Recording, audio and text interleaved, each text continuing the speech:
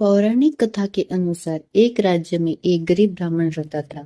पैसे की कमी के कारण उसकी पुत्री का विवाह नहीं हो पा रहा था। अपनी गरीबी से परेशान होकर एक दिन ब्राह्मण दंपति ने एक साधु से उपाय पूछा।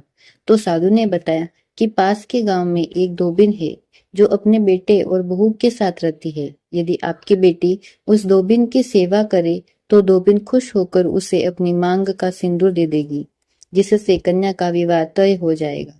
यह सुनकर कन्या धोबिन के घर जाकर सारा काम करने लगी और इसका पता धोबिन व उसकी बहू को नहीं चल पाया। एक दिन धोबिन ने अपनी बहू से पूछा कि तुम इतना सारा काम इतनी जल्दी कैसे कर लेती हो? तो बहू बोली, मुझे लगा कि आप यह सारा काम करती हैं। धोबिन चौंक गई और उसने नजर रखना शुरू कर दिया। धोबिन ने जब सुबह उठकर देखा तो एक कन्या चुपचाप उसके घर का सारा काम कर रही थी। कई दिनों तक ऐसा चलता रहा। एक दिन धोबिन ने कन्या से कारण पूछा। कन्या ने साधु द्वारा कही सारी बात धोबिन को बता दी।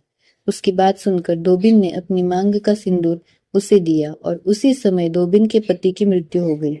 उससे दुखी होकर कन्या घर से निकल पड़ी और एक पीपल के पेड़ के पास पहुंचकर 108 ईंटों के टुकड़े लिए और उन टुकड़ों को 108 बार परिक्रमा करके एक एक बार फेंकने लगी।